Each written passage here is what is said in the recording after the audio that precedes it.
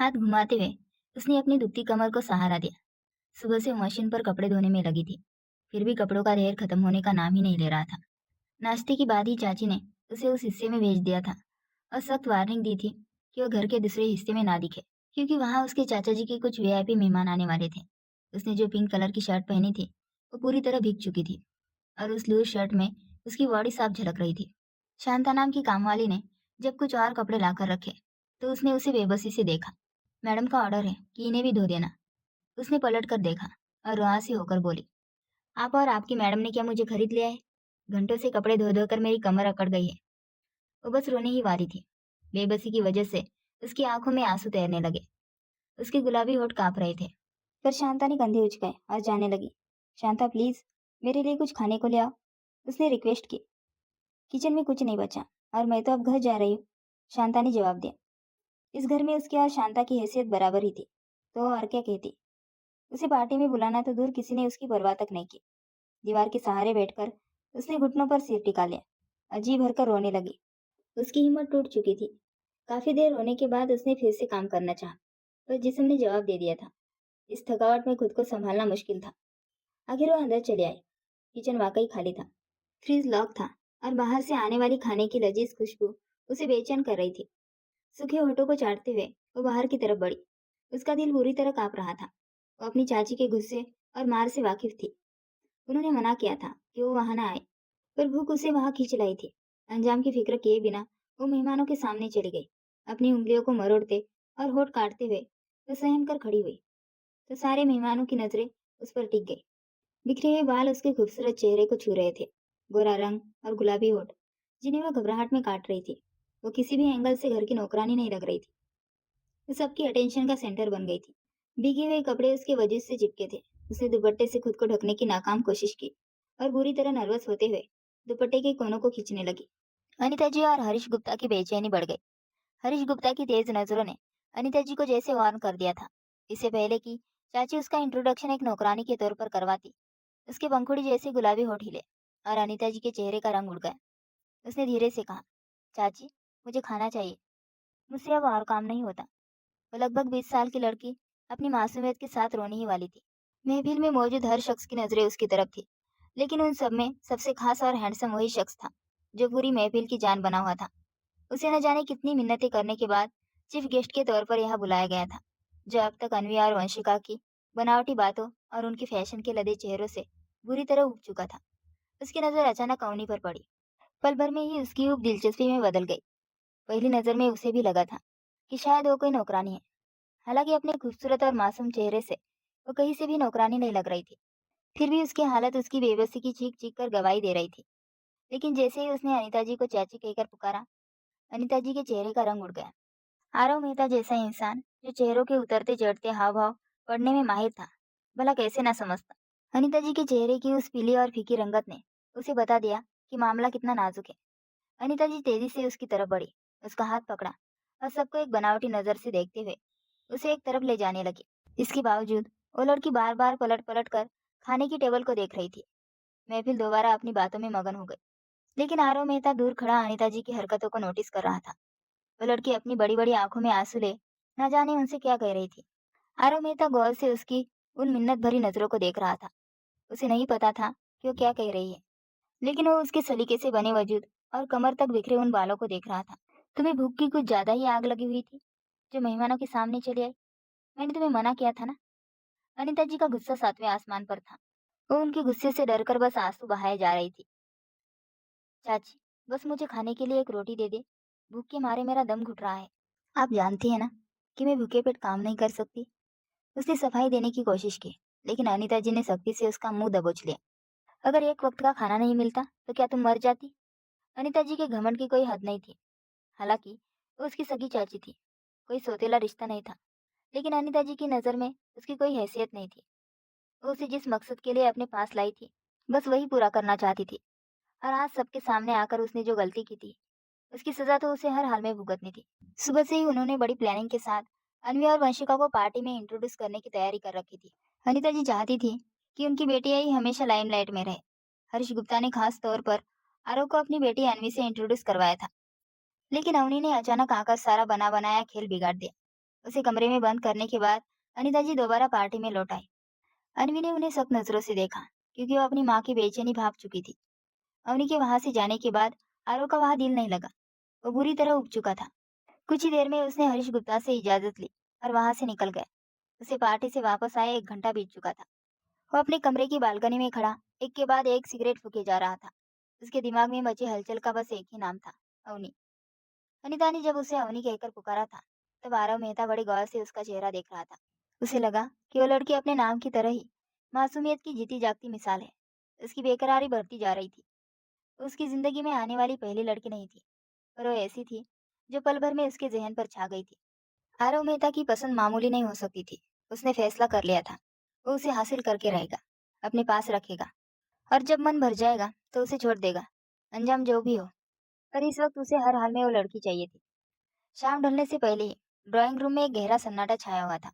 कोई नहीं जानता था कि जिस शख्स को दोपहर में इतनी मिन्नतें करके बुलाया गया था, वो बिना बुलाए दोबारा उनके दरवाजे पर खड़ा होगा। आरव ने कभी किसी के आगे हाथ फैलाना या रिक्वेस्ट करना नहीं सीखा था।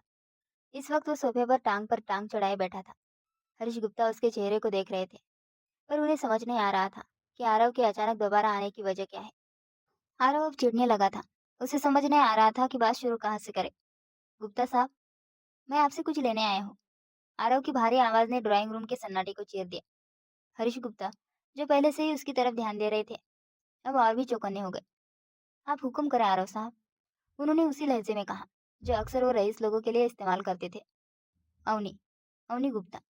आरव के मुंह से ये नाम निकलते ही हरीश गुप्ता के चेहरे का रंग उड़ गया। वो ये समझ नहीं पा रहे थे कि आरव को अवनी का पूरा नाम कैसे पता चला, लेकिन सामने बैठा शख्स आरव मेहता था। वो उड़ती चिड़िया के पर गिनना जानता था। अवनी को देखे हुए उसे 3-4 घंटे बीत चुके थे, और ये नामुमकिन था कि आरव इतने समय तक हाथ पर हाथ धरे बैठा रहता। अगर कोई चीज उसकी नजर में आ जाती, तो जब तक वो उसे पा नहीं लेता, उसे चैन नहीं आता था। मैं कुछ समझा नहीं आरव साहब।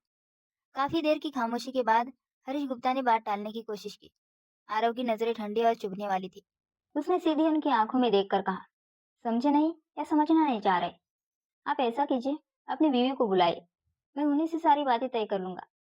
आरव की इस बात ने हरीश गुप्ता को स्तन कर दिया। आज की पूरी पार्टी में वो अपनी बेटियों को बार बार आरव के सामने ला रहे थे, ताकि किसी तरह उनकी किस्मत चमक जाए। लेकिन आरव मेहता की नजरें टिकी भी तो उस मामूली सी लड़की पर, जिसकी उनके घर में कोई अहमियत ही नहीं थी। आपको ऐसा क्यों लगता है कि मैं इतनी आसानी से अपनी भतीजी का हाथ आपके हाथ में दे दूंगी? ये सब इतना आसान नहीं होता। अनीता जी के चेहरे पर जलन, नफरत और गुस्सा साफ झलक रहा था। वो ये बर्दाश्त नहीं कर पा रही थी कि उनकी बेटियों के मुकाबले उस लड़की का नाम लिया जा रहा है, जिसे वो घर में नौकरानी की तरह रखती थी। वो नहीं चाहती थी कि अवनी को उनकी बेटियों से भी बेहतर नसीब मिले, और वो आरव मेहता जैसे रईस इंसान की हमसफर बने। मैं उसे ऐसे ही नहीं ले जाऊंगा। मैं उससे शादी करके उसे साथ ले जाऊंगा, ताकि आपका भरम भी बना रहे। आरव ने ठंडे लहजे में कहा, वैसे तो मैं जानता हूँ कि इस घर में उसकी क्या हैसियत है, लेकिन आप जैसे दोगले रिश्तों का मान रखना भी तो जरूरी है। 10 लाख। आरव बड़ी पारखी नजरों से उन दोनों के चेहरे को देख रहा था, जो एक दूसरे की आंखों में ताकते हुए अजीब कश्मकश में थे। 15 लाख। अनिता की आंखों में लालच चमक उठा। इतनी बड़ी रकम सुनकर वो भला चुप कैसे रहती। आरव के लबों पर एक फीकी सी मुस्कान आई, और वो सुकून से सोफे की बैग से टेक लगाकर बैठ गया। अनिता जी ने आरव के चेहरे को गौर से देखते हुए पूछा, क्या उसे हमेशा अपनी बीवी बनाकर रखोगे, या बस कुछ दिनों के लिए? सच तो ये था कि उन्हें इस बात से कोई फर्क नहीं पड़ता था कि आरव उसे जिंदगी भर साथ रखे या कुछ दिनों में छोड़ दे। उन्हें तो बस पैसों से मतलब था। आरव का हाथ इस वक्त चेकबुक पर चल रहा था। चेक काटकर उसने टेबल पर सरकाया और कहा, आपको इससे कोई मतलब नहीं होना चाहिए कि मैं उसे सारी जिंदगी पास रखूं या कुछ दिनों के लिए। आपके लिए इतना काफी है कि मैं उसे यहाँ से अपनी बीवी बनाकर ले जा रहा हूँ। ये कहते हुए वह अपनी जगह से उठ खड़ा हुआ। उधर अवनी न जाने कितनी देर से कमरे में पड़ी थी। भूख और थकावट ने उसे बेहाल कर दिया था। वो बिस्तर पर दुबक कर लेट गई, इस उम्मीद में कि शायद नींद आने पर पेट की भूख का एहसास कम हो जाए। उसकी कोशिश कामयाब रही, और कुछ ही देर में गहरी नींद ने उसे अपने आगोश में ले लिया। तभी दरवाजे का लॉक खुला और अनीता जी अंदर दाखिल हुई। उन्होंने एक नजर गहरी नींद में सोई अवनी के चेहरे पर डाली और उसके कंधे को झंझोड़ा। अवनी हड़बड़ाकर उठ बैठी। चाची, क्या आप मेरे लिए खाना लाई है? अवनी ने उम्मीद से पूछा। अनीता जी ने चिढ़कर अपनी नजरें घुमा ली। कभी खाने के अलावा भी कुछ सोच लिया करो अवनी। वो उसके करीब बैठ गई। अवनी हैरान थी।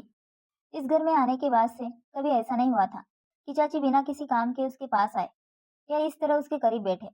उसे समझ नहीं आ रहा था कि हवा का रुख किस तरफ बदल रहा है। अवनी ने अपनी बड़ी बड़ी आंखें खोलकर अनीता जी की तरफ देखा। चाची, प्लीज कुछ खाने को दे दीजिए। आप तो जानती है मैं सुबह से भूखी हूँ।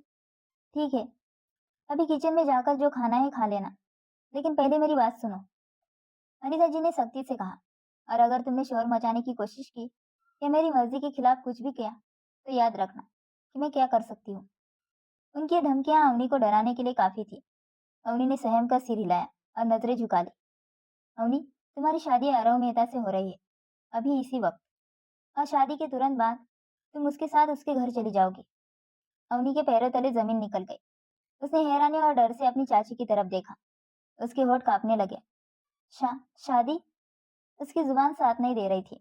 वो जानती नहीं थी कि इस नरक से निकालकर किस्मत उसे किस नए मोड़ पर भेजने वाली है, पर उसे अपनी चाची से किसी भलाई की उम्मीद भी नहीं थी। आरव मेहता तुम्हारी हैसियत से बहुत ऊंचा आदमी है। शुक्र मनाओ कि उसने तुम्हें पसंद कर लिया, अनीता जी ने रुखाई से कहा। अवनी का दिल बैठा जा रहा था। वो घबराकर अनीता जी से दूर हट गई। मुझे मेरे पापा के पास भेज दीजिए, मैं दादी के पास चली जाऊंगी। प्लीज, मुझे शादी नहीं करनी। अनीता की आंखों में एक अजीब सी लालच भरी चमक थी। उनके लिए अवनी वो सोने की चिड़िया थी जिसने उन्हें रातों रात अमीर बना दिया था। उन्होंने आगे बढ़कर अवनी के कंधे को जोर से दबोचा। ज्यादा ओवर एक्टिंग करने की जरूरत नहीं है, चुपचाप तैयार हो जाओ, कुछ ही देर में तुम्हारी शादी है। इतना हुक्म सुनाकर वो कमरे से बाहर निकल गई। अवनी बेजान सी बिस्तर पर गिर गई। वो सोच रही थी कि किस्मत उसे अब किस मोड़ पर ले आई है। अपनी माँ की मौत के बाद अवनी ने सिर्फ अकेलापन और दुखी देखा था। उसके पापा ने कुछ सालों बाद दूसरी शादी कर ली और अपनी नई बीवी के साथ विदेश शिफ्ट हो गए। अवनी को दादी के पास छोड़ दिया गया। दादी का बर्ताव उसकी माँ के साथ कभी अच्छा नहीं था, इसलिए अवनी को भी वहाँ वो प्यार नहीं मिला जो एक पोती को मिलना चाहिए। फिर भी वहाँ कम से कम 2 वक्त का खाना और सिर पर छत तो थी। सब कुछ तब बदला जब चाची अपनी बीमारी का नाटक करके हवेली आई। उन्हें अपने घर के लिए एक ऐसी नौकरानी चाहिए थी जो बिना पैसे लिए दिन रात काम करे। उन्होंने अपनी सास से कहा कि वो अवनी को अपने साथ ले जाना चाहती है ताकि उनकी बेटियों के साथ अवनी का मन लगा रहे। मासूम अवनी भी अपनी बहनों के प्यार की चाहत में चाची के साथ चली आई, लेकिन यहाँ शहर आकर उसे असलियत पता चली। चाची को वो नहीं, बल्कि घर और अपनी बेटियों की चाकरी करने के लिए एक मुफ्त की नौकरानी चाहिए थी। और आज तो उन्होंने उसकी जिंदगी का सौदा ही कर दिया था। ये सब कुछ उसके पिता की गैर जिम्मेदारी का नतीजा था। अगर उन्होंने वक्त रहते उसकी देखभाल की होती, उसके बारे में छानबीन की होती और अपनी जिम्मेदारी निभाई होती, तो शायद आज हर कोई उस पर अपनी मर्जी न थोप रहा होता। लेकिन इसके बावजूद उसने अपनी किस्मत के लिखे को स्वीकार कर लिया था। अब उसकी जिंदगी में एक ऐसा शख्स आंधी तूफान की तरह दाखिल हो रहा था जिसे वो पूरी तरह अनजान थी। अवनी, जो स्वभाव से चंचल लड़की थी और जिसने इतनी मुश्किलों के बाद भी सिर्फ मुस्कुराना सीखा था, वो नहीं जानती थी कि ये बदलाव उसकी जिंदगी में क्या रंग लाएगा। जब चाची ने उसे बेबस देखकर उसके सिर पर घूंघट ओढ़ाया, तब उसे खामोश होना पड़ा। उसे समझ आ गया था कि सब कुछ किस्मत के हाथ में है और इंसान अपनी किस्मत के आगे नहीं निकल सकता, चाहे वो कितनी भी कोशिश क्यों ना कर ले। शादी की रस्मों से वो बखूबी वाकिफ थी। उस वक्त उसे अपने पापा की कमी सबसे ज्यादा खल रही थी। उसे किसी अजनबी के हवाले किया जा रहा था। उसका दिल जोर जोर से धड़क रहा था और पास बैठा शख्स उसकी घबराहट और बढ़ा रहा था। वो अपनी चमकती आंखों से बस अवनी के चेहरे को निहार रहा था, जब तक चाची ने घूंघट से उसका चेहरा ढक नहीं दिया। शादी इतनी सादगी से हुई कि अनीता जी की अपनी बेटियों ने भी इसमें शामिल होना जरूरी नहीं समझा। ये सिर्फ एक डील थी और अवनी की जिंदगी अब किस्मत के हवाले थी। फेरे पूरे होते ही उसने अपनी आंखें बंद कर ली। उसे एहसास हुआ कि उसने अपना सब कुछ उस शख्स के नाम कर दिया है, लेकिन उससे पहले उसने खुद को किस्मत के हवाले किया। उसे यकीन था कि अगर भगवान ने उसकी जिंदगी में ये मोड़ लाया है तो इसमें जरूर कोई ना कोई अच्छाई छिपी होगी। तभी वंशिका ने अपनी बाहें समेटे हुए सुलगती नजरों से उसकी ओर देखा और जहर उगलते हुए कहा, जल्द ही ये समीरजादे का मन तुम्हारी खूबसूरती से भर जाएगा, क्योंकि कुत्ते को घी हजम नहीं होता, वैसे ही तुम्हें भी ये रईसी हजम नहीं होगी। अवनी ने चुपचाप अपनी नजरें झुका ली और फिर छुपकर उसकी पीठ को देखा, जो उससे कुछ ही कदमों की दूरी पर खड़ा था। न जाने क्यों उसका दिल बिना वजह उदास हो रहा था। वंशिका की बातों में जलन साफ झलक रही थी। अवनी तो बस कुछ देर की मेहमान थी, जिसके बाद वह हमेशा के लिए वहां से चली जाती। वंशिका ने तंज कसते हुए फिर से कहना शुरू किया, इसलिए आई थी ना तुम पार्टी में, ताकि इससे पहले कि वो अपनी बात पूरी करती, वह शख्स जो अब तक बिजी लग रहा था अचानक पलटा। वो भले ही अवनी के चाचा से बात कर रहा था, लेकिन उसका पूरा ध्यान उन दोनों की बातों पर था। जी बिल्कुल, इसलिए आई थी ताकि मेरी नजरें उसे चुन सके। हालांकि मेरे आसपास कई चमकते हुए चेहरे मुझे अपने ओर खींचने की कोशिश कर रहे थे, लेकिन उनमें वो खास बात और कशिश नहीं थी जो इस चेहरे में है। और अब आप हमारी मिसेज से और क्या जानना चाहती है? अवनी हैरान रह गई और बिना सोचे समझे सिर उठाकर उस अनजान शख्स की तरफ देखती रह गई। एक ऐसा खूबसूरत इंसान जिसके बारे में उसने कभी ख्वाब में भी नहीं सोचा था और जिसे आज तक कभी देखा भी नहीं था। किस्मत ने अचानक उसकी झोली में डाल दिया था। वो उसे किस इरादे से और कहाँ ले जा रहा था, अवनी इस बात से बिल्कुल अनजान थी। लेकिन राजकुमारों जैसी हैसियत रखने वाला वो शख्स उसे पहली ही नजर में अच्छा लगा था। 28 साल का आरव मेहता, जो पेशे से एक एडवोकेट था। मेहता इंडस्ट्री का इकलौता वारिस था जिसे बगावत करने की पूरी आज़ादी थी। उसकी शख्सियत ऐसी थी कि जब वो बोलता तो सामने वाले पर अपनी धाक जमा देता था। पूरे लाउंज में गहरा सन्नाटा पसर गया। आज के बाद ये अवनी गुप्ता नहीं, बल्कि मिसेज अवनी आरव मेहता है। अगर किसी ने इससे ऊंची आवाज में बात करने की हिम्मत की तो उसे मुझसे निपटना होगा। उसकी इन बातों ने अवनी के दिल की धड़कनें तेज कर दी थी। ये सुनकर वंशिका चिढ़कर पैर पटकती हुई वहां से चली गई। अवनी के चाचा भी नजरें झुकाए हुए खड़े थे और उसकी चाची तो बस इस इंतजार में थी कि अवनी जल्द से जल्द आरव के साथ विदा हो जाए। आरव ने मजबूती से उसका हाथ थाम लिया। अवनी ने पलटकर अपनी चाची को देखा। उन रिश्तों की खातिर जिसका मान उसने हमेशा रखा था। उसका दिल मचल रहा था, लेकिन वहां रुकने की कोई गुंजाइश नहीं बची थी। वे लोग उसे एक बोझ की तरह अपने सिर से उतार रहे थे। जब उन्हें अपनी पसंद की हर चीज मिल चुकी थी, तो अब दिखावे की हमदर्दी का भला क्या फायदा था। आरव उसे मजबूती से थामे हुए बाहर ले आया, उसे गाड़ी में बिठाया और खुद भी दूसरी तरफ बैठ गया। अवनी ने पहली बार उस शख्स के चेहरे की ओर देखते हुए धीरे से कहा, मुझे अपने कपड़े और बाकी सामान तो लेना चाहिए था। इसकी जरूरत नहीं है। पैलेस में सब कुछ मौजूद है। तुम्हें जिस भी चीज की जरूरत हो मुझे बता देना, उसे सीधा जवाब दिया। अवनी ने चुपचाप सिर झुका लिया। पूरे रास्ते अवनी उस शख्स के रौब और खौफ के साए में रही। उसकी शख्सियत का असर ऐसा था कि अवनी खामोश बैठने पर मजबूर थी, और अपनी आदत से मजबूर होकर वो बार बार अपने होठ काटती और कभी खिड़की से बाहर देखती तो कभी चोरी छिपे आरव के चेहरे को निहारती। आरव उसकी हर हरकत को नोट कर रहा था, पर अनजान बना सड़क की ओर देखता रहा। न उसने बात शुरू की, न अवनी ने। गाड़ी मेहता पैलेस के सामने जाकर रुकी। वो एक शानदार बंगला था जिसकी भव्यता का अंदाजा बाहर से ही लगाया जा सकता था। गाड़ी पार्क करके वो उसे अंदर ले जाने लगा। अवनी हैरानी से उस बड़े से बंगले को देख रही थी, जो उसकी अपनी हवेली से भी ज्यादा बड़ा था। ऐसा नहीं था कि उसे दौलत की कमी थी, लेकिन यहाँ का अंदाज ही अलग था, जैसे किसी शाही महल में कदम रखा हो। ऊंची दीवारें और खामोश खड़े खंभे अपनी भव्यता का प्रदर्शन कर रहे थे।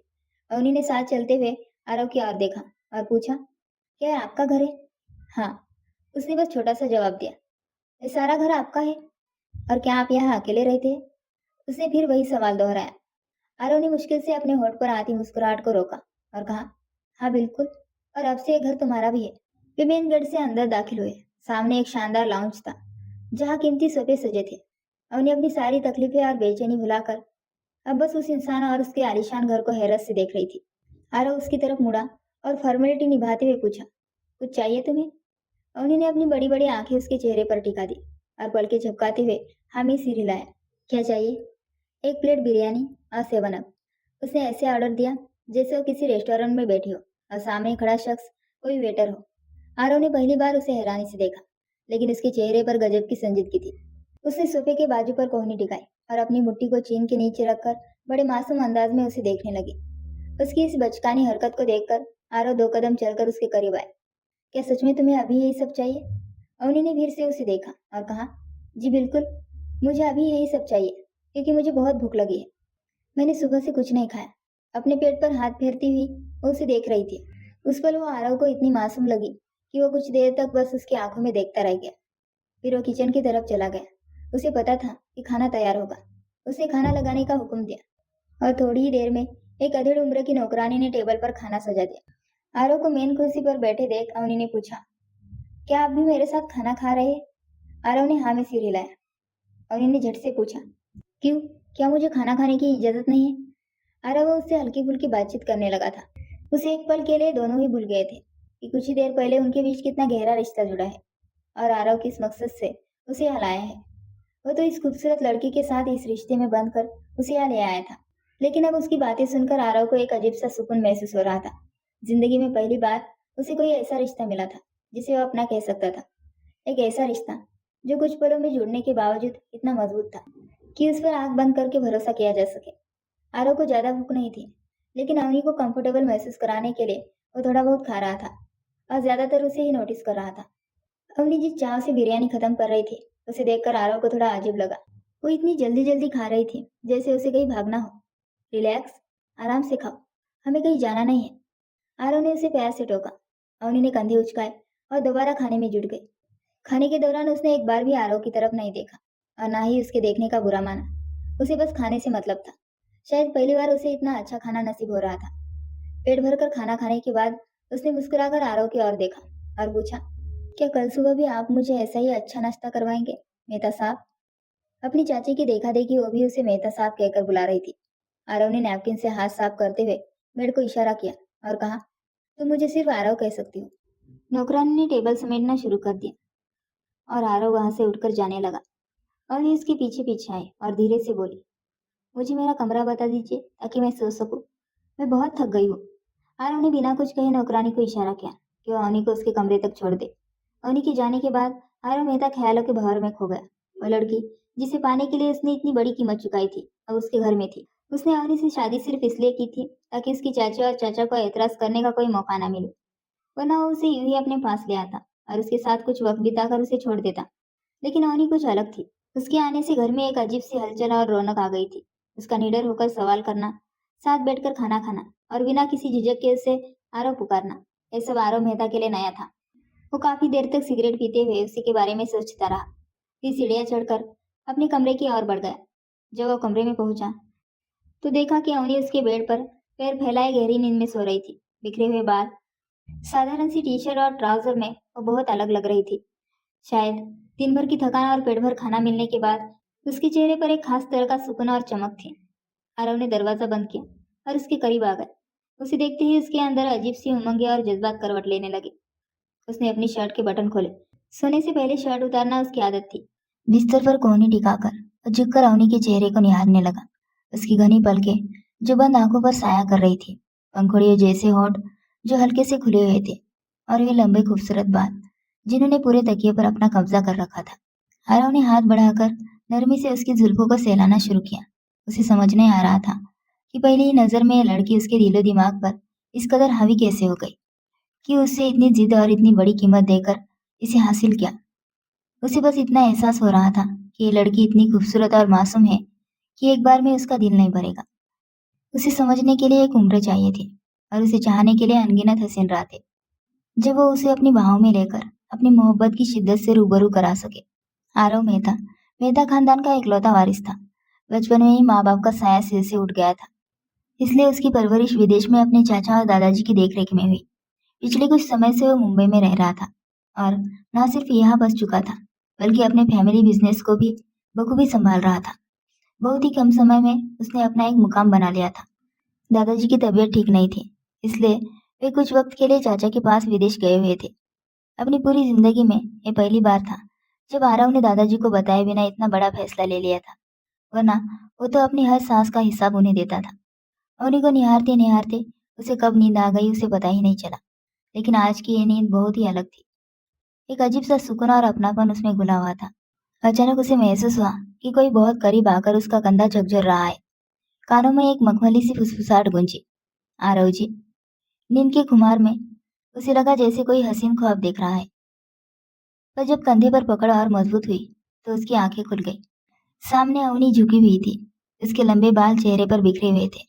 आज तक किसी की इतनी हिम्मत नहीं हुई थी कि एडवोकेट आरव मेहता की नींद में खलल डाले। और यहाँ ये मासूम सी लड़की ना सिर्फ उसे जगा चुकी थी, बल्कि हक से उसे पुकार भी रही थी। जाने आरव के दिल में क्या आया। उसने फुर्ती से हाथ बढ़ाकर अवनी की कमर थामी और उसे झटके से अपने ऊपर खींच लिया। अचानक हुए इस हमले से अवनी की सांसें अटक गई और वो फटी फटी नजरों से उसे देखने लगी। आरव की नजरें उसके गुलाबी होठों पर जम सी गई थी। तुम्हें पता है मुझे इस तरह नींद से जगाने की क्या सजा मिल सकती है? आरव के भारी और गंभीर लहजे ने अवनी को अंदर तक थरा दिया। घबराहट में उसने अपनी मुट्ठियां आरव के चौड़े सीने पर टिका दी। आरव जी, अवनी ने बोलते हुए घबराहट में अपने होठों पर जुबान फेरी। उसका गला सूख रहा था। उस शख्स की इतनी नजदीकी उसके होश उड़ा रही थी और अवनी का यही ख्वाब आरव की दिलचस्पी को और हवा दे रहा था। उसने अवनी को बिस्तर पर अपने करीब लिटाया और उसकी तरफ झुकते हुए पूछा, तुम वाकई इतनी डरपोक हो या सिर्फ नाटक कर रही हो? आरव मेहता का दिल चाह रहा था कि वो इस मासूमियत को पूरी शिद्दत से अपनी बाहों में भर ले। अवनी ने डर के मारे आंखें झपकाई। वो उस पल इतनी हसीन लग रही थी कि आरव ने खुद पर काबू खोकर झुकते हुए उसके गालों को चूम लिया। मैं आपसे सच में डरती हूँ, कोई नाटक नहीं कर रही। आखिर मैं आपकी बीवी हूँ ना? अवनी ने मासूमियत से उसे याद दिलाया, जैसे बीवियों का अपने हस्बैंड से डरना कोई नियम हो। ये सुनकर आरव मेहता की हंसी छूट गई, एक ऐसी बेसाख्ता हंसी जिसे अवनी बस देखती ही रह गई। अच्छा, पर मैंने तो सुना है कि अक्सर पति अपनी पत्नियों से डरते हैं। आरव मेहता ने उसके गालों पर उंगली फेरते हुए उसे और उलझन में डाल दिया। उसने मुस्कुराते हुए कहा, तुम्हारी अदाएं इतनी कातिल है कि शायद बहुत जल्द मैं भी तुमसे डरने लगूं। आरव मेहता आज तक दुनिया के सामने एक सख्त और रौबदार इंसान रहा था, पर अवनी के सामने वो पहली बार इतना नॉर्मल था। अवनी को उसकी बातें समझ नहीं आ रही थी। उसका पूरा ध्यान तो बस इस बात पर था कि किसी तरह यहाँ से भाग निकले। उसका दिल इतनी जोर से धड़क रहा था कि आरव उसे साफ महसूस कर पा रहा था। कितने साल की हो तुम? उसने अवनी की आंखों में गहराई से देखते हुए धीरे से पूछा। उसने फौरन जवाब दिया, 2 महीने में 20 की हो जाऊंगी। लेकिन दिखने में तो तुम एकदम बच्ची लगती हो, ऐसा क्यों? आरव ने धीरे से उसकी कमर के गिर्द हाथ घेरा। अवनी अब पूरी तरह उसकी गिरफ्त में थी। छोड़िए मुझे आरव, प्लीज, मुझे सांस लेने में दिक्कत हो रही है। वो घबराहट में बेहाल थी। उसका चेहरा शर्म से लाल हो चुका था, जैसे शाम की सारी लाली उसके गालों पर उतर आई हो। आरव उसके और करीब झुका और उसकी गर्दन के पास फुसफुसाते हुए कहा, मैं नहीं चाहता कि जब तुम मेरे पास हो तो तुम्हें सांस लेने की जरूरत पड़े। मैं तुम्हारी सांसों को अपनी सांसों से ऐसे जोड़ दूंगा कि हमारा ये बिखराव ही जीने की वजह बन जाएगा। जैसे ही उसने अपना चेहरा झुकाया, अवनी बुरी तरह कांप उठी। आरव ने सिर उठाकर उसे देखा और मुस्कुराया, रिलैक्स, मैं तुम्हें खाना ही रहा हूँ। आरव, मैं आपसे कपड़े मांगने आई थी। प्लीज मुझे कुछ कपड़े दे दे ताकि मैं चेंज कर सकूं। कल से यही पहने हुए हूँ। उसने रुआसी आवाज में सफाई दी, जैसे जताना चाह रही हो कि उसके करीब आने का मकसद कुछ और नहीं था। आरव फौरन पीछे हटा। ओह, मैं तो भूल ही गया था कि आप बीवी ले आया हूँ, तो उसकी जरूरतों का ख्याल भी रखना होगा। ऐसा करो, फिलहाल मेरे वार्डरोब से मेरी कोई शर्ट और ट्राउजर ले लो। मैं थोड़ी देर में जाकर तुम्हारे लिए सारा सामान ले आऊंगा। उसकी बाहों से आजाद होते ही अवनी फौरन बेड से उतरी और वार्डरोब खंगालने लगी। उसने एक ब्लैक शर्ट और ट्राउजर चुन लिया। आरव की नींद अब उड़ चुकी थी। अवनी की मौजूदगी में दोबारा सोना मुमकिन भी नहीं था। उसने सोचा कि फ्रेश होकर अवनी के साथ अच्छा सा ब्रेकफास्ट किया जाए। दोपहर में उसकी मीटिंग थी और उसने तय किया कि वापसी पर वो अवनी के लिए ढेर सारी शॉपिंग करेगा। अगर उसके पास ढंग के कपड़े होते तो उसे साथ ले जाता, लेकिन फिलहाल उसे साथ ले जाना उसे ठीक नहीं लगा। थोड़ी देर बाद अवनी बाहर निकली। उसका छोटा सा वजूद आरव के ओवरसाइज कपड़ों में ऐसा लग रहा था मानो किसी ने गुलाब पर बड़ा सा लिफाफा चढ़ा दिया हो। अपने सुर्ख चेहरे के साथ वो अपनी हंसी रोकने की नाकाम कोशिश कर रही थी। जब आरव पलटा तो उसे देख हैरान रह गया। अवनी खिलखिलाकर हंस पड़ी। उसकी हंसी ऐसी थी जैसे हवा में रंग बिखर गए हो। आरव जी, आपके कपड़े कितने बड़े हैं। इन कपड़ों में तो आप खुद भी मेरे साथ समा सकते हैं। उसने मजाक में कहा, पर जैसे ही उसने देखा कि आरव धीरे धीरे उसकी ओर बढ़ रहा है, उसने अपनी जुबान दांतों तले दबा ली। उसे एहसास हुआ कि उसने क्या कह दिया है। आरव का रोमांटिक मूड फिर से ऑन हो गया था। उन्हें फौरन पीछे हटी। तो क्या ख्याल है, इसी शर्ट में आ जाओ? आरव ने शरारत से पूछा। अवनी ने नामे सिर हिलाया और पीछे हटने लगी। आरव मुस्कुराया, रिलैक्स, नहीं आ रहा, मैं बस अपने कपड़े निकाल रहा हूँ। उसने एक प्यारी सी मुस्कान उसे दे दी और फ्रेश होने चला गया। अवनी अपने बाल सुलझाते हुए कमरे से बाहर निकल आई। किचन से आती नाश्ते की खुशबू ने अवनी की भूख और बढ़ा दी थी। वो स्वभाव से बहुत चंचल और जिंदा दिल लड़की थी। अपनों की बेरुखिया और ज्यादतियों ने कुछ वक्त के लिए उसकी हंसी छीन ली थी, लेकिन उसे छोटी छोटी बातों में खुशियां ढूंढना आता था। वह हर पल को जीना जानती थी। नाश्ता करते हुए वो आरव से हल्की फुल्की बातें करती रही। उसने इस बात को दिल पर नहीं लिया था कि उनकी शादी किन हालातों में हुई थी। बस एक रात में ही उसे अंदाजा हो गया था कि आरव दिल का बहुत अच्छा है। दुनिया के लिए वो जैसा भी हो, लेकिन अवनी के लिए उसके दिल में सॉफ्ट कॉर्नर था। अपनी बातें बताते हुए अवनी की आंखें चमक रही थी। क्या तुम हमेशा से तुम्हारे चाचा के घर रही हो?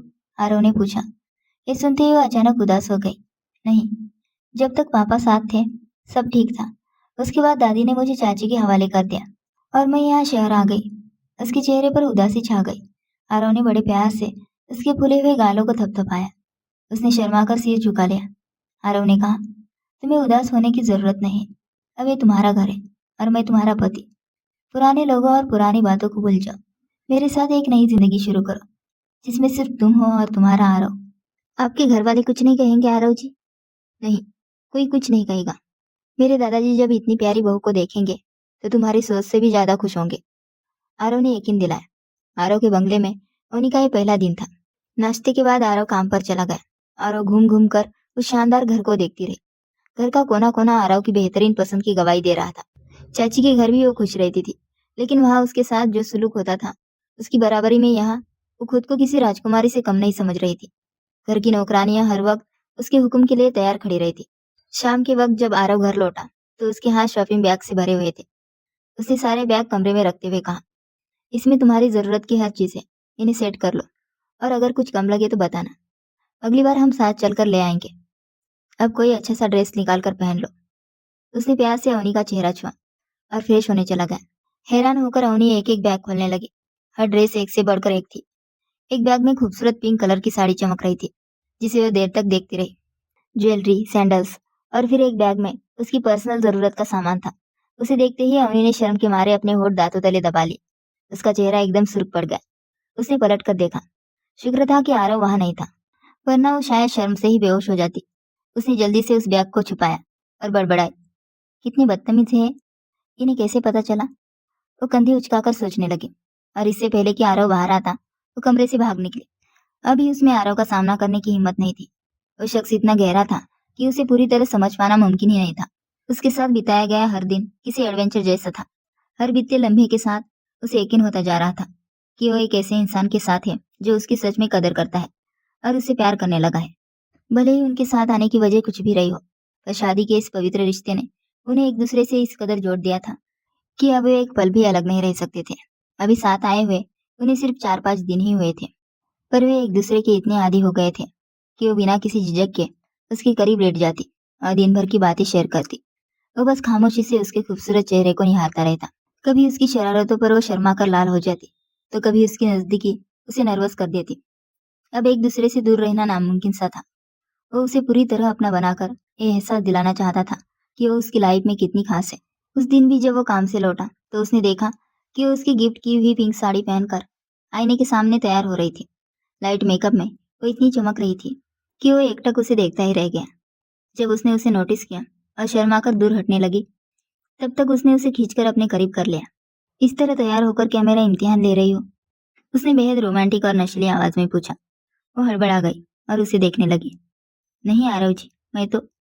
उसकी नशीली आंखों में डूबकर वो जैसे अपना दिल थाम कर रह गया। उसने अपने होठों को दांतों तले दबाया और उस हैंडसम शख्स को देखा जो धीरे धीरे उसे अपने घेरे में ले रहा था। उसने कांपते हुए हाथ आरव के सीने पर टिका दिए। आरव, उसके गले से एक धीमी सी आवाज निकली। वो पूरी तरह कांप रही थी और आरव उसके हुस्न के नशे में खोता जा रहा था। आखिर वो खुद को कंट्रोल करता भी कैसे? आज नहीं जान, आरव ने फुसफुसाते हुए कहा, आज मुझे अपने रूम में उतर जाने दो। मैंने इतने दिन सिर्फ इसलिए वेट किया कि तुम खुद मेरी बाहों में आओ। जब तुम्हें लगे कि तुम पूरी तरह मेरी हो सकती हो, तब खुद को मुझे सौंप दो। लेकिन आज आज मैं तुम्हारी कोई बात नहीं सुनने वाला। कहते हुए वो उसे अपनी बाहों में भर चुका था। कभी वो उसके गालों को चूमता तो कभी उसकी जुल्फों की खुशबू अपनी सांसों में भरता। वो पूरी तरह उसके प्यार में खो चुका था। अवनी की आंखें बंद होने लगी और उसके होठ कांप रहे थे। आरव का ये जुनून, ये नजदीकी उसके लिए संभाल पाना मुश्किल था। आरव प्लीज, उसने रिक्वेस्ट की। उसकी आवाज में एक बेबसी थी जिसे सुनकर आरव एक पल के लिए रुक गया और उसकी आंखों में देखने लगा। इससे पहले कि वो दोनों जज्बातों की हदें पार कर जाते, कमरे के दरवाजे पर हल्की सी दस्तक हुई। शायद किस्मत अभी उनकी मोहब्बत का इम्तिहान लेना चाहती थी। नौकरानी ने बाहर से आवाज दी कि नीचे अवनी के पापा आए हैं। अवनी तड़पकर दरवाजे की तरफ देखने लगी। एक खबर उसके लिए किसी बड़े झटके से कम नहीं थी, जिसने उसकी पूरी जिंदगी की लहर बदल दी थी। वो वर्षों से अपने पिता की एक झलक पाने के लिए तरस गई थी। वही पिता जो सालों पहले उसे भूल चुके थे। अपनी नई बीवी और बच्चों के प्यार में इतने डूब गए थे कि उन्हें अपनी उस बेटी की याद तक नहीं आई जिसे वे अपनों के भरोसे छोड़ गए थे। वे अपने ही उसके साथ पराये से भी बदतर सुलूक करते थे। आरव ने अपना हाथ अवनी की तरफ बढ़ाया, पर उसका ध्यान वहां नहीं था। आरव ने नरमी से उसके कंधे को छुआ। वो उसे एहसास दिलाना चाहता था कि वो उसके साथ है, लेकिन अवनी बस अपने वजूद को संभालती हुई बाहर की तरफ भागी। आरव बस उसे जाते हुए देखता रह गया। सीढ़ियाँ उतरकर अवनी ने लाउंज में खड़े उस शख्स को देखा। कितने अरसे बाद उसने अपने पापा को देखा था। उसकी आंखों में वही ममता और प्यार झलक रहा था, जिसके लिए वो कितने सालों तक तरसती रही। उसके पापा ने अपनी बाहें फैला दी। अवनी। आरव सीढ़ी पर खड़ा ये सब देख रहा था। पहली बार उसके दिल में एक अजीब सा डर बैठ गया कि शायद अवनी उससे दूर हो जाएगी। वो मोहब्बत जिसे उसने अभी अभी महसूस करना शुरू किया था, कहीं उसे छीन ना ली जाए। अवनी अपने बाप के सीने से लग गई। उसके पापा ने उसके माथे को चूमा और उसे गले लगा लिया। शायद सालों बाद उन्हें अपनी बेटी की याद सताई थी। पापा। अवनी बस रोई जा रही थी। उसके पापा ने नरमी से उसके आंसू पोंछे। तुम्हारे पापा आ गए हैं बेटा, मुझे माफ कर दो। मैं नहीं जानता था कि मेरे जाने के बाद तुम्हारे साथ ऐसा सुलूक होगा। वे गहरी शर्मिंदगी महसूस कर रहे थे। पापा, आप नहीं जानते मैंने क्या क्या सहा है। अवनी रोते हुए अपनी आपबीती सुना रही थी। काफी देर बाद उनकी नजर आरव पर पड़ी। तो तुम हो वो शख्स जो मेरी बेटी की कीमत लगाकर उसे अपने घर ले आए। ये शब्द नहीं थे, बल्कि किसी जहरीले तीर की तरह थे, जो आरव के सीने में जा लगे। अवनी ने तड़प कर अपने पापा को देखा।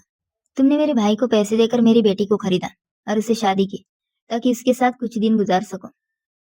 उन सबसे तो मैं निपट कर आया हूँ, लेकिन अब मैं अपनी बेटी को अपने साथ ले जाऊंगा। आरव को लगा जैसे उसे मौत की सजा सुना दी गई हो। वो कुछ बोल नहीं पा रहा था, बस बेताबी से अवनी का चेहरा देख रहा था। अवनी का उतरता हुआ चेहरा उसे और भी शर्मिंदा कर रहा था। चलो मेरे साथ, हम कोर्ट में केस करेंगे। तुम्हें इससे छुटकारा मिल जाएगा और फिर मैं तुम्हें अपने साथ विदेश ले जाऊंगा। अवनी बेबसी से अपने पापा को देख रही थी। उनका प्यार अपनी जगह था, लेकिन आरव की उस मोहब्बत का क्या, जिससे वो अभी अभी रूबरू हुई थी। आरव ने उसे अपने प्यार के जाल में पूरी तरह कैद कर लिया था। उसने नामे सिर हिलाया, लेकिन उसके पापा ने उसका हाथ मजबूती से पकड़ लिया था। तुम्हें डरने की जरूरत नहीं है बेटा, मेरे साथ चलो। तुम्हारा बाप तुम्हारे साथ खड़ा है और अब तुम्हें कभी अकेला नहीं छोड़ेगा। उनकी आंखों में शर्मिंदगी, पछतावा और वो ममता साफ दिख रही थी, जिसके लिए अवनी बरसों तरसती रही। लेकिन शायद ये सब पाने में उसने बहुत देर कर दी थी। आपने मेरी कीमत चुकाई थी आरव। अवनी ने पहली बार उसे नाम से पुकारा था। आरव उसे बस दुख भरी नजरों से देखता रह गया। वो उस लड़की के सामने झूठ नहीं बोल सकता था। कम से कम अवनी की आंखों में आंखें डालकर झूठ बोलने की हिम्मत आज उसमें नहीं थी। सीढ़ियां उतरते हुए अवनी के करीब आया और बोला, मैंने तुमसे शादी की है अवनी, तुम मेरी बीवी हो। पहली बार आरव की आंखों में बेबसी दिखाई दी। दूसरों को बेबस कर देने वाला शख्स आज खुद लाचार खड़ा था। प्लीज अवनी, खुद को इस कदर मत तोड़ो। उसके पापा ने उसके कंधे पर हाथ रखा, फिर उसने खामोशी से उनका हाथ हटा दिया। नहीं पापा, शायद यही मेरी किस्मत में लिखा था। आज आरव पूरी तरह हार चुका था। उसने सोचा था कि उसने पैसों से उस लड़की को खरीद लिया है, पर उसे एहसास बहुत बाद में हुआ कि पैसों से किसी को हासिल तो किया जा सकता है, पर उसे अपना बनाने के लिए सिर्फ मोहब्बत चाहिए होती है। अवनी ने रोते हुए फर्श पर बैठते हुए कहा, अगर ये मेरी कीमत अदा कर चुके हैं तो फिर मैं आपके साथ कैसे जा सकती हूँ पापा। मैं तो वो चीज हूँ जिसका मालिक अब बदल चुका है। आरव और उसके पापा दोनों उसकी तरफ लपके। उसके पापा ने उसे वही रुक जाने का इशारा किया। तुम्हारा बाप सब कुछ वापस कर देगा। मैं वो सारी रकम लौटाने के लिए तैयार हूँ जो बाप बरसों पहले उसे बेसहारा छोड़ गया था। आज उस पर अपनी बेटी के लिए ममता का ऐसा जुनून सवार था कि वो अपनी सारी दौलत आरव के हवाले करने को तैयार था। जिस बाप ने आज तक अपनी बेटी के खर्चों की फिक्र नहीं की, आज उसकी अचानक जागी हुई ये मोहब्बत अवनी के लिए किसी काम की नहीं थी। वो 2 कदम पीछे हट गई। नहीं पापा, आरव ने मुझे खरीदा जरूर है, लेकिन मैं उसकी बीवी हूँ। उसने मुझसे शादी की है। वो तो आपके भाई के लालच का नतीजा था। इस शख्स ने चाहे मेरी कीमत दी हो, लेकिन मुझे उस कैद से आजाद कराया जहाँ मुझे 2 वक्त की रोटी नसीब नहीं होती थी, जहाँ मुझे एक एक निवाले के लिए तरसना पड़ता था। इस शख्स मुझे वहां से निकाल कर लाया और अपनी जिंदगी में जगह दी। मैं इतनी एहसान फरामोश कैसे हो सकती हूँ। उसके पापा तड़प कर बोले, मैं तुम्हारा बाप हूँ। आप मेरे बाप थे, है और हमेशा रहेंगे, लेकिन मेरे अलावा भी आपकी बहुत सी औलादे हैं। मुझसे ज्यादा उन्हें आपकी जरूरत है। आप जाइए पापा। मैं उन बड़े हुए हाथों को थामने की कायल नहीं हूँ, जो तब सामने आए जब मेरी मुश्किलें खुद ब खुद खत्म होने लगी है। आरव बस खामोशी से उसके चेहरे को देखता रह गया। वो चुलबुली और हंसती मुस्कुराती लड़की आज जिस तरह फुट फुट कर रो रही थी, उसे बर्दाश्त नहीं हो रहा था। उस दिन उसके पापा हार कर वापस लौट गए। अवनी के इनकार ने उन्हें आईना दिखा दिया था कि उन्होंने अपनी बेटी के साथ कितनी बड़ी नाइंसाफी की थी। शायद समय के साथ अवनी सब कुछ भूल जाती, शायद आने वाली खुशियां उसके पुराने जख्मों को भर देती, लेकिन उसे हमेशा ये टीस महसूस होती कि जिन बेटियों के सिर से बाप अपना हाथ खींच लेते हैं, ये दुनिया उनके साथ कितना बुरा बर्ताव करती है। अवनी बिस्तर पर सिर झुकाए खामोश बैठी थी। उसका खूबसूरत चेहरा पूरी तरह मुरझाया हुआ था। आरव चुपचाप आया और उसके सामने जमीन पर बैठ गया। उसने अवनी के घुटनों पर अपना हाथ रखा और बस उसे निहारता रहा। आरव को अपने कदमों में बैठा देख अवनी घबराकर उठने लगी, लेकिन आरव ने उसकी कलाई थामकर उसे वापस बिठा दिया। मैं जानता हूँ अवनी कि तुम्हारे चाचा और चाची के लालच के आगे मुझे तुम्हारी बोली लगानी नहीं चाहिए थी, लेकिन मैं ये भी जानता था कि वो तुम्हें कभी सीधे रास्ते मेरे हवाले नहीं करते। और मेरा यकीन करो, मैं तुमसे बेपनाह मोहब्बत करता हूँ। अवनी, तुम्हारे बिना अपनी जिंदगी के बारे में सोचना भी मेरे लिए मौत जैसा है। वो उसके कदमों में बैठा, जैसे उससे जिंदगी की भीख मांग रहा था। अवनी की नजरें उसकी आंखों में जम सी गई थी। उसकी भूरी आंखें आज भीगी हुई थी और वो नमी उसके दिल की सच्चाई बयां कर रही थी। तुम आरव के दिल की धड़कन हो, और धड़कन रुक जाए तो दिल मुर्दा हो जाता है। प्लीज मेरे दिल को कभी मरने मत देना। आरव ने अवनी के दोनों हाथों को बारी बारी से चूमा और अपना सिर उसके घुटनों पर रख दिया। अवनी की उंगलियां धीरे धीरे उसके बालों को सहलाने लगी। यही वो शख्स था जिसे किस्मत ने उसके हिस्से में लिखा था। जो सब्र करते हैं, भगवान उनके साथ हमेशा होता है। और आज अवनी को उसके सब्र का सबसे खूबसूरत फल मिल चुका था। अवनी ने झुककर बड़े प्यार से आरव के माथे को चूम लिया। उस टच ने आरव को हैरान कर दिया। उसने बड़े प्यार से अवनी को अपनी बाहों में भर लिया। वो शिद्दत से उसके चेहरे और गर्दन पर अपने लब रखता गया, और अवनी उसकी इस बेतहाशा मोहब्बत की तपिश में पिघलती जा रही थी। मैं तुम्हें एक पल के लिए भी खुद से दूर नहीं कर सकता। तुम्हारा मुझसे दूर जाना मेरी जान निकाल लेगा। आरव ने उसके लबों पर अपने लब रख दिए। वो उसकी बाहों में पूरी तरह सिमटती जा रही थी, और आरव उसे खुद में समाता जा रहा था। अब उन कड़वी यादों पर वक्त की धूल जम गई थी। आरव और अवनी की जिंदगी अब उस मुकाम पर थी जहाँ सिर्फ भरोसा और बेपनाह मोहब्बत थी। आरव, जो कभी दुनिया के लिए एक सख्त और पत्थर दिल इंसान था, अवनी के साथ रहकर पूरी तरह बदल चुका था। अवनी अब सिर्फ उसकी पत्नी नहीं, बल्कि उसकी जिंदगी थी। उसके पापा ने कई बार कोशिश की कि वे अवनी का भरोसा जीत सके, और अवनी ने भी अपने दिल को बड़ा करते हुए उन्हें माफ कर दिया। वो कहती, माफ कर देने से दिल का बोझ हल्का हो जाता है, और मुझे अब अपनी जिंदगी में कोई बोझ नहीं, सिर्फ सुकून चाहिए। दोस्तों, अगर आपको ये कहानी पसंद आई तो इसे अपने दोस्तों के साथ शेयर जरूर करें। नई कहानियों के सफर से जुड़े रहने के लिए चैनल को सब्सक्राइब करें और बेल आइकन जरूर दबाएं। फिर मिलेंगे एक नई कहानी के साथ। शुक्रिया।